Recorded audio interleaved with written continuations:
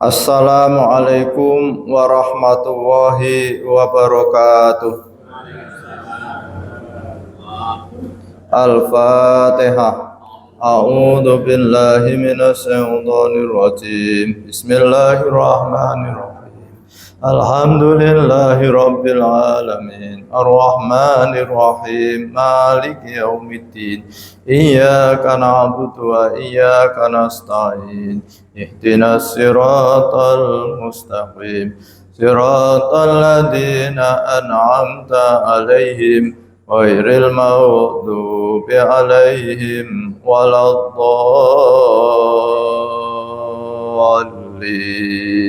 Amin. Bismillahirrahmanirrahim. Su'batur rabi'atu wassalasuna.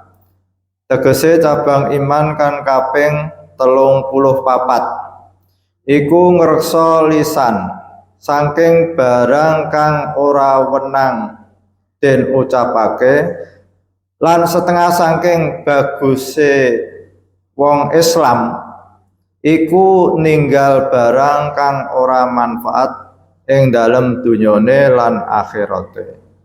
Mongko aja pisan-pisan ngucap yen ora manfaat ning donya utawa ning akhirat.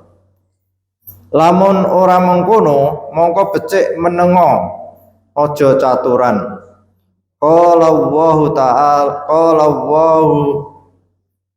Qala Nabi sallallahu alaihi wasallam, man kana yu'minu billahi wal yaumil akhir falyakul khairan aw liyasmut. Sapa-sapa wonge sing iman billah lan iman yaumil akhir maka wajib ngucap ingkang bagus utawa bisuwa, aja ngucap. Bismillahirrahmanirrahim. Pagi hari ini kita melanjutkan cabang iman yang ke-34, yaitu menjaga lisan. Mangkana yu'minu billahi wal yaumil akhir falyakul khairan aw liyasmut. Barang siapa yang beriman pada Allah dan hari akhir, maka falyakul khairan, berkatalah berkata yang baik. Kalau tidak bisa berkata yang baik, diam saja. Ini sabda Rasulullah SAW singkat tapi padat. Diawali dari mangkana yu'minu billah. Jadi kita berangkat dari iman kita pada Allah Subhanahu wa ta'ala. Allah Maha mendengar, Allah Maha mengetahui. Apa yang kita ucapkan itu didengar oleh Allah Subhanahu wa ta'ala. Adapun Allah menciptakan malaikat untuk mencatat kata-kata yang kita ucapkan, itu hak prerogatif Allah. Tapi yang jelas, tanpa malaikat pun Allah itu mendengar kata-kata kita. Apa yang kita ucapkan itu didengar oleh Allah Subhanahu wa ta'ala. Maka ketika kita punya keyakinan bahwa Allah itu mendengar kata-kata kita, maka kita tidak akan mudah menyakiti orang lain. Tidak akan mengeluarkan kata-kata yang keji. Kenapa? Karena dalam hati kita ada satu keyakinan bahwa Allah itu mendengar kata-kata kita. Sehingga kita sangat berhati-hati di dalam berkata-kata itu. Tidak sekali-kali mengeluarkan kata-kata kecuali kata-kata itu baik. Falyakul khairan. Jadi kita ibaratkan kita itu berjalan di mana jalan itu ada duri, ada paku, ada pecahan beling, pecahan kaca. Di situ ada patahan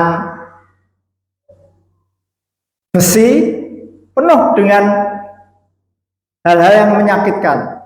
Sehingga ketika kita berjalan menginjakkan kaki, kita harus benar-benar memilih yang aman.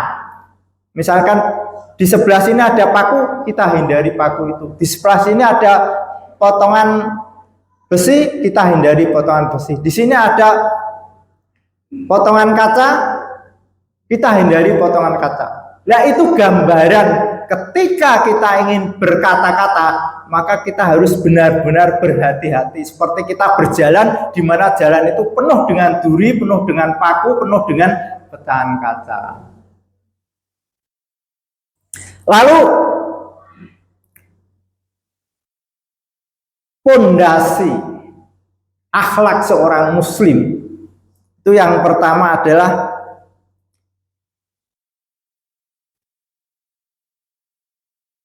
la yu'minu ahadukum hatta yuhibba li akhihi kama yuhibbu li nafsihi.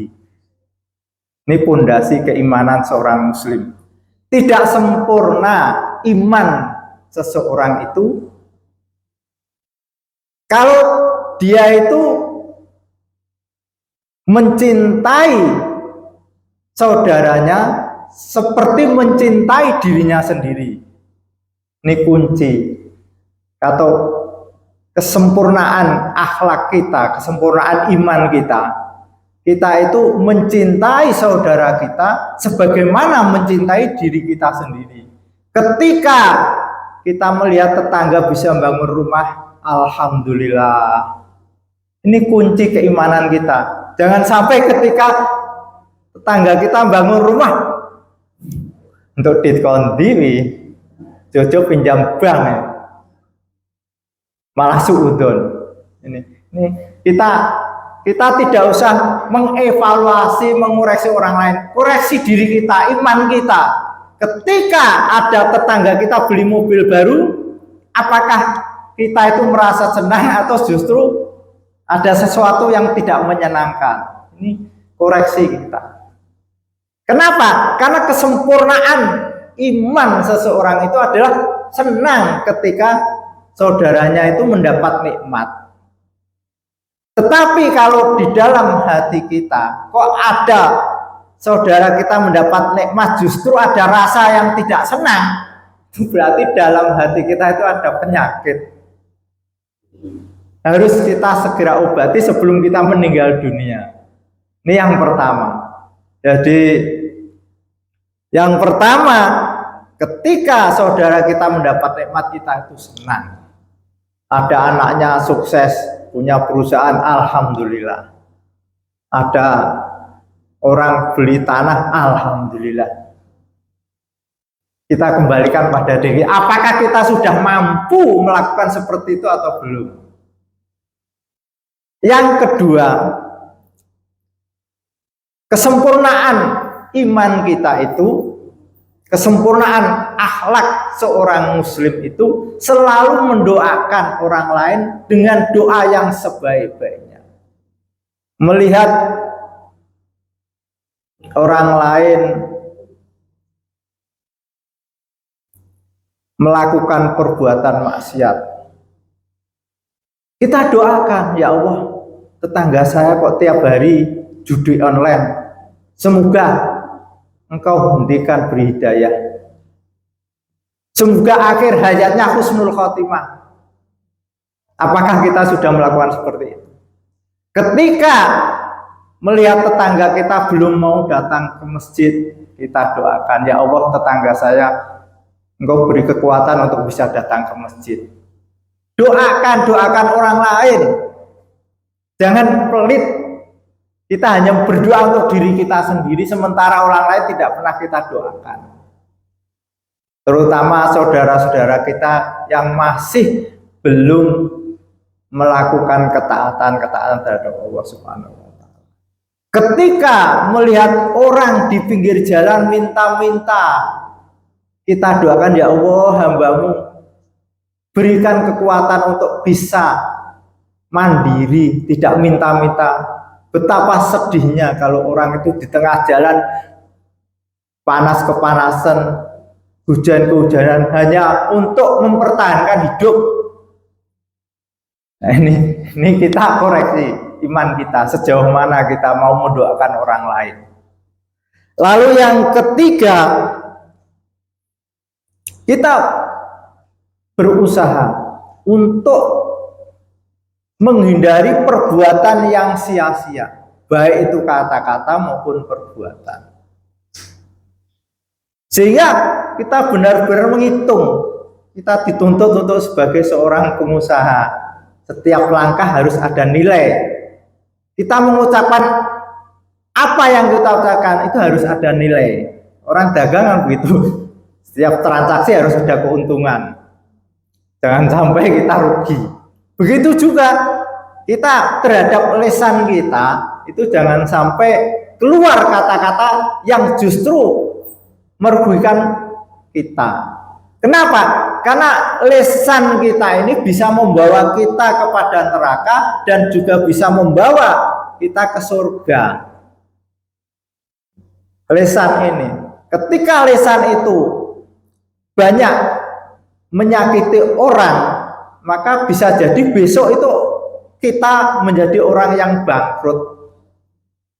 Karena digambarkan besok di padang mahsyar itu orang sudah tidak peduli itu teman, itu saudara, itu apa, karena dia butuh amal, karena amalnya itu kurang sehingga dia butuh bagaimana amal saya ini bisa tambah, sehingga dia mengingatkan, oh dulu saya sama Pak Sigit itu di kata-kata ini yang tidak, cari Pak Sigit itu, datang di hadapan Allah.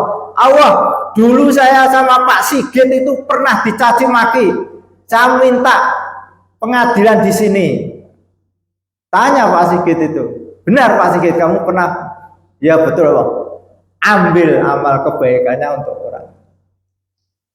Nah, nanti ada orang lagi datang lagi. Ya Allah, saya dulu pernah disakiti orang ini, maka saya minta pengadilan, datang. Dan orang Andri, kata Pak Margino misalnya, dia di hadapan Allah, di belakangnya banyak. Ini ada persoalan sama belanjaan belum bayar sama. Wah ini saya amal kebaikannya itu sampai habis. Bahkan ada satu cerita itu orang yang tidak berzina tapi memikul beban dosa orang berzina. Kenapa? Karena dia itu amal kebaikannya sudah habis, sementara tuntutan orang lain itu masih banyak, sehingga perbuatan zina orang yang disakiti itu dibebankan pada orang ini. Maka kita harus berhati-hati, terutama lisan kita ini. Banyak orang yang ditempeleng itu 1 bulan, 3 bulan sudah sembuh, tapi ketika disakiti itu sampai mau mati pun masih ingat. Ini lisan ini setajam-tajam senjata, itu lebih tajam daripada lisan kita. Lalu apa yang harus kita upayakan agar lisan ini keluar kata-kata yang baik? Yang pertama, ketika kita mau mengucapkan kata-kata, niat nomor 1. Niat hanya mengharap ridha Allah. Itu penting niat ini. Kalau kita sudah niat, maka kata-kata itu akan kita perhitungkan. Apakah kata-kata ini diridhoi oleh Allah atau tidak. Yang kedua, yaitu isi kata-kata itu. Kata-kata itu ada kebenarannya atau tidak. Ketika niat kita mengharap ridha Allah Subhanahu wa taala, otomatis apa yang kita ucapkan itu mesti benar. Kalaupun toh itu cerita-cerita yang benar, tidak diada-adakan. Lalu yang ketiga, kita berpikir tentang dampak dari apa yang kita ucapkan. Saya mengatakan pada Pak Haji Udawi, Pak Haji, sholat tasbihnya kok kurang bagus misalnya. Dampaknya apa? Pak Haji, menunya kurang komplit. Dampaknya apa?